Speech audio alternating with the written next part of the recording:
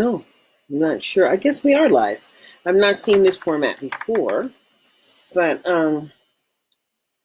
and now I'm live on Facebook, and so I can chat in the chat side, and I'm in my the room that I actually created to have a conversation about public education long time ago, and so this was done a long time ago.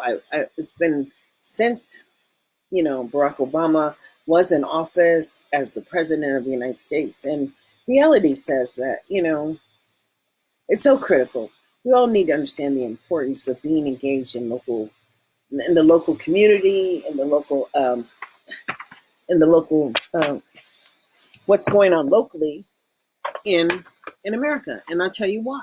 Because reality says that we pay taxes. Hey, Zella. Zella Knight and I used to go to the case conferences with a lot of other people that I know, and to the state family engagement office California State has a FAN. It's called Family Engagement Network, and I participated in that, or the family, whatever it is. I don't. It's been a long time, but things do change, and life changes. And as I have been blessed to have a life and still living and encouraging others to understand, personal responsibility. It's Black people are a unique people. We are gifted and we are talented, and we are Americans, number one. So what does America offer a person who is an American citizen? I really don't know. The engagement that that drives citizenship is critical. And what is citizenship? And what is public school? I think we all need to understand the value of the public school system. A lot of our people just don't understand because it's a mandatory issue. It's a compliance issue. We are forced to go and participate online. I mean, and the real deal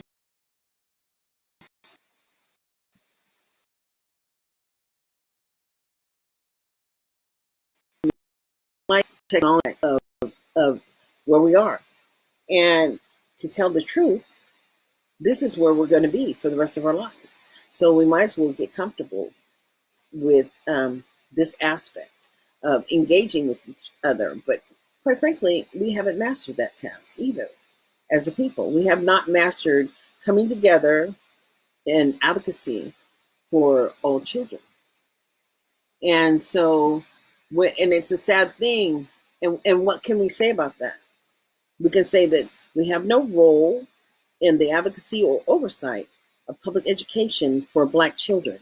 Black people have been denied access and have been ghosted out of the concerns for the public education system for Black people. And in California, what they actually did was pass Proposition 209. And I understand some Black educators and elected officials are going to try to address that. But Prop 209 really affected a people. It targeted Black people because it said that, they were so frightened because public education had become public. And they were frightened of losing their jobs and their sustainable options. And, it was real. It was real that we brought many more resources to public education because it was a federal allocation that supported us in gaining access to education and, actually civil rights. But we don't even vote. So many people choose not to do any public policy, but reality says that in your lifetime, you're going to pay those taxes to ensure that those services happen. And we can look around, and the true vision of America is real right now because more Blacks are dying than any other ethnicity. And our children are not being educated. So when they come out of school for 12 years, understand the compliance piece of public taxation and why it's there. It's compulsory, meaning that across the nation, everybody pays taxes. And I'm saddened by to think that we have so many gifted and talented people, entertainers that help participate in the sustainability of America simply because they do pay taxes and they pay lots of money in their taxes. And if you win a lot of money, you have to pay a lot of money for if you win money gambling. So I can imagine if you made over 200 something thousand, you would have to pay almost $30,000 a year in taxes. And that money comes back to the community. And see, I know that because my mom won some money and it was almost that amount that she had to pay. And so you can see how this affects us as a people. We're paying for something that we're not receiving. It's called taxation without representation. And across this nation, we really need to understand we need to be responsible for public services that are being provided in our local communities across the nation. So the conversation doesn't happen, and it's not going to happen without you. And in all the laws that require people to attend public schools and truancy laws, and all those laws are all about behavior. And it's just and it's crazy, really, because it's not allowing one to be independent. There are so many things to teach in America, so many things that we have to share in America. People, just because you get a high school diploma, it means nothing. Somebody told me I was on one of the screens and said, I never got an F. Oh, I never got an F. Well, guess what? If you're doing second grade work, what does it make a difference if what does a letter grade offer? We need to understand, as long as they're not dealing with real data, hard data, that it doesn't demonstrate how successful our children are.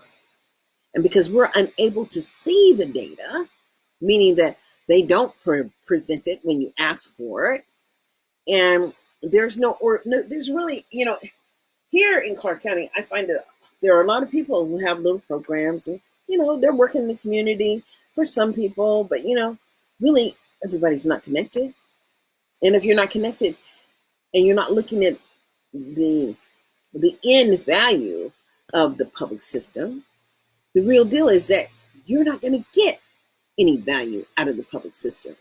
So Black people, even though we have a Black caucus, and that caucus was started by a member of Congress in which I was so frustrated when he left office, John Conyers. I love that man. I listened to him. He was an intelligent man. And then the woman who had a break and worked in his office. You know how Black women are. Okay. So she wanted to tell all of the little idiosyncrasies that he had to tear him down as a human being. Why do Black people do that? Why do they tear each other down? Quite frankly, everybody is responsible for their own sins. And guess what? When you meet your maker, you're damn sure going to pay for your sins. And I can't say that I'm rushing to do that. But everybody makes a choice. And people don't have good communication skills. And people are lonely. And things do happen. But things don't happen one-sided unless it is an assault. But when other people participate in the process, like that shit that happened with Bill Cosby, I was so disgusted. Irregardless of who he was as a person, I only knew him as J-A-J-E-L-L-O, Jello. And, and they really built him up because they needed to give us people, Black people, something to, and just like Hustle and Flow, that was amazing that Hustle and Flow got that nomination, right? Everybody remembers that happened, that movie. It's what they celebrate about Black people, Black culture. The negative and the behavior of a lot of our children is unacceptable and is disruptive in the classroom. But when their behavior is disruptive in the classroom, the resources need to be given so you can transition away from those behaviors so you can start to learn. Not just write it down how many times that you did that action so that they can get rid of you. Because that's really what happens. They keep track of behavior and then they move kids out. That's why, it was important for the It's in the law in California that they have to talk about the infractions and behavioral issues to the public once a year. That's a board responsibility. But how do you even know what their responsibility is? They're just volunteers after all. See, you have to understand that politics are about sacrificing some of your values and family time. And you have to sacrifice that family time in order to grow, in order to know about the rules established where you're living. I can't get over some people saying, oh, well, we just need to have our own thing in here. We just need to have our own thing in here. No, you're born here just like everybody else. And your own thing needs to be understanding what the law says. You need to be educating your family and your children about what the rules are and how to access the system and how to benefit from the system. And you need to know about public schools and what were the children supposed to be learning in the first place. Here we are, and the harvest is real. Now, here we are. And the reality says, truly, you need to know what your child is doing in the public education system. And how are you going to find that out? Truly. What do they plan on offering you so that you understand that something's happening? Because you didn't know anything was happening before the COVID. And now here we are. And the virus has struck. And people are locked in their little boxes. And in that box, well, you're expected to ensure that education happens for your child while you're in there. And the universe is at their feet, quite frankly, because I consider the internet the universe. Because you can go anywhere, and you can speak to anyone, and you can create anything with the digital technology that's available to us right now. And most of all, you can access the rules and the process and understand what your rights are. Find assessment support for your children and know where your children are, my family. Understand that education is not free and understand that freedom is not free and freedom has never been free. And the cost of inaction is failure. It is time now for Black people to wake up. Wake up, my family. Understand that it's your responsibility that your child is making progress. And if your child hasn't been making progress for a long time, well, now this is a great time to demand assessments, whatever tools they have available, to determine where your child is so that they can start on foundational learning skills. And I mean, education comes from steps, and you build. And I've got a lot of resources on my page. And actually, in this room that I created, public education is a local issue, prison or independence for Black people. Join the room. I made it totally open. When I started, it was private. But now I understand the ability and the responsibility of being publicly engaging the community to help them grow. And I realized that I had a certain opportunity that most people don't have. I got to stay home, especially most Black people, and raise my sons. And I did the best job I could do as a single mother. But my sons had my sons had fathers. And so, yes, I tried 3 times, and my last one, I was out. 3 strikes, you're out. And so that's why I'm so happy with me and loving myself, because I know I can love myself like nobody else can. And what I value in life, and if I die tomorrow, it's going to be critical that you know that it's going to have to be a personal responsibility to ensure that the pathway is clear for your child and that they're learning something every day and that you value them as the treasured gift that God gave you. He gave you life. He gave you the ability to make life, and you need to treasure it. That's the way I feel about it. But no, children can be a burden because they are personally responsible, a responsibility, and you have to provide for them. And you have to know, first and foremost, that public education is not free. It's a personal responsibility to find out where your children can be successful. And to ensure, you need to measure the maintenance of effort, which is the benefit to public education.